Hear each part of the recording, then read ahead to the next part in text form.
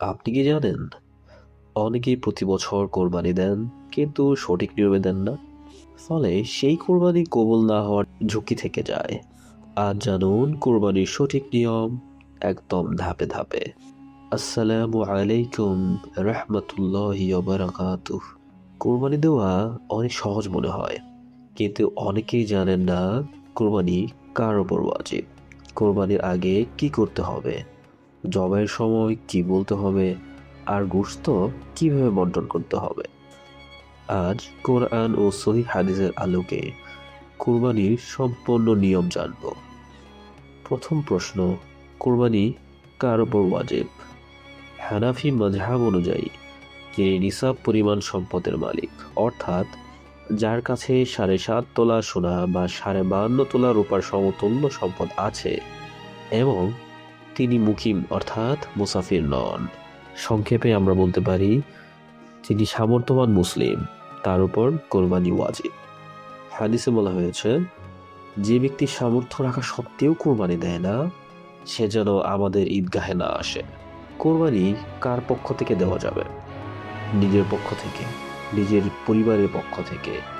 একটি কোরবানি পরিবারের সবার জন্য যথেষ্ট। হাদিসে বলা হয়েছে, নবী সাল্লাল্লাহু আলাইহি সাল্লাম 2টি দুম্বা কোরবানি দিতেন, একটি নিজের ও অন্যটি পরিবারের পক্ষ থেকে। কোরবানির আগে কয়েকটি গুরুত্বপূর্ণ কাজ আছে। জিলহজের চাঁদ দেখার পর থেকে চুল ও নখ কাটবেন না। হাদিসে বলা হয়েছে, যে ব্যক্তি কোরবানি দেওয়ার ইচ্ছা রাখে, জিলহজের চাঁদ দেখার পর থেকে চুল ও নখ যেন সে না কাটে। কোরবানির পশু আগেই নির্বাচন করুন। কোরবানির আগের দিন বা কয়েকদিন আগেই পশু কিনুন। পশু কেনার পর সেটি আলাদাভাবে চিহ্নিত করুন। ঈদের নামাজ পড়ুন। কোরবানি দিতে হবে ঈদের নামাজের পরে। নামাজের আগে কোরবানি দিলে তা সহিহ হবে না।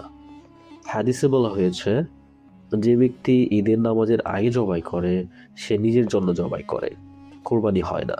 এবার আসুন কোরবানির নিয়মগুলো ধাপে ধাপে জানি। পশুকে কিবলামুখী করে শোয়ান। পশুর মাথা দক্ষিণ দিকে, মুখ কিবলামুখী করে বাম কাতে শোয়াতে হবে।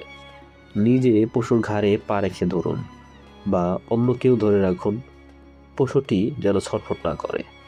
নিয়ত করুন, হে আল্লাহ, এই কোরবানি শুধু তোমার জন্য, তোমার সন্তুষ্টির জন্য। বিসমিল্লাহ বলুন।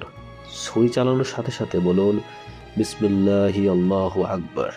যদি নিজের পক্ষ থেকে দেন তাহলে বলুন, আল্লাহুম্মা হাযা মিনকা ওয়া লাকা, অর্থাৎ হে আল্লাহ, এটা তোমার দেওয়া এবং তোমার জন্যই। তীক্ষ্ণ ছুরি দিয়ে একটাল জবাই করুন। 3টি রগ কাটতে হবে, শ্বাসনালী, খাদ্যনালী এবং রক্তনালী। ছুরি ধার না হলে পশু কষ্ট পায়, তাই ধারালো ছুরি ব্যবহার করুন। হাদিসে বলা হয়েছে, আল্লাহ সব কিছুকে সুন্দরভাবে করতে বলেছেন। যখন জবাই করবে তখন সুন্দরভাবে করো। সম্পূর্ণ রক্ত বের হওয়া পর্যন্ত অপেক্ষা করুন, তারপর চামড়া ছাড়ানো শুরু করুন।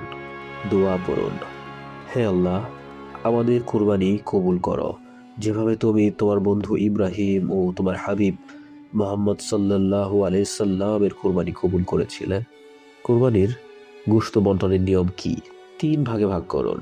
1 ভাগ নিজের পরিবারের জন্য, 1 ভাগ আত্মীয় স্বজন ও প্রতিবেশীদের জন্য, 1 ভাগ গরিব ও অভাবগ্রস্তদের জন্য। তবে এই 3 ভাগ বাধ্যতামূলক নয়। পুরো গোশত গরিবদেরও দিতে পারেন, তবে কিছুটা নিজের জন্য রাখা সুন্নাহ। গোশত বিক্রি করা যাবে না। কসাইকে পারিশ্রমিক হিসেবে গোশত দেওয়া যাবে না। কসাইয়ের পারিশ্রমিক আলাদাভাবে টাকায় দিতে হবে। চামড়া বিক্রি করা যাবে। চামড়ার টাকা নিজে রাখা যাবে না, এটি গরিব ও ইসলামিক প্রতিষ্ঠানে দান করতে হবে। কুরবানির আগে জিলহজের প্রথম 10 দিন, এই 10টি দিন ইসলামে অত্যন্ত বরকতময়। এই 10 দিনের নেকামল করা আল্লাহর কাছে সব দিনের চেয়ে বেশি প্রিয়।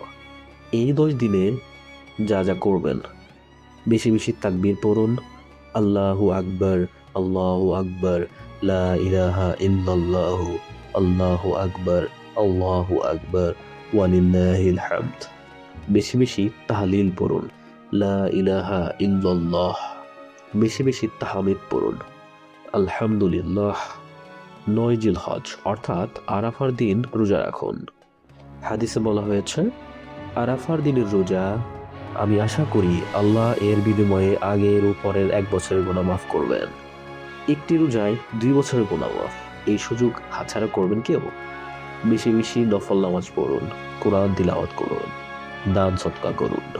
আজকের এই ভিডিও থেকে কি শিখলাম? সামর্থ্যবান মুসলিমের উপর কোরবানি ওয়াজিব। জিলহজের চাঁদ দেখার পর চুল ও নখ কাটবেন না। ঈদের নামাজের পরেই কোরবানি দিন। বিসমিল্লাহ বলে নিজে কোরবানি দেওয়ার চেষ্টা করুন। গোশত 3 ভাগ করুন। গরিবের হক ভুলবেন না। জিলহজের 10 দিন বেশি আমল করুন। আরাফার রোজা রাখুন। হে আল্লাহ, আমাদের কোরবানি সঠিকভাবে আদায় করার তৌফিক দাও। আমাদের কোরবানি কবুল করো। জিলহজের এই বরকতময় দিনগুলোতে আমাদের বেশি বেশি আমল করার শক্তি দাও। আমিন ইয়া রাব্বিল আলামিন। পরের ভিডিওতে আমরা জানব কোন পশু দিয়ে কোরবানি হয় আর কোনটায় হয় না, পশুর বয়স কতটুকু হতে হবে, একটা পায়ে খোরা পশুর কোরবানি কি হবে, চোখের সমস্যা থাকলে বা অসুস্থ হলে। কোরবানি পশু সংক্রান্ত সব প্রশ্নের সম্পূর্ণ জবাব আসছে পরের পর্বে। ভিডিওটি ভালো লাগলে লাইক করুন, চ্যানেলটি সাবস্ক্রাইব করুন, কমেন্টে লিখুন আল্লাহু আকবার। আসসালামু আলাইকুম ওয়া রাহমাতুল্লাহি ওয়া বারাকাতুহু।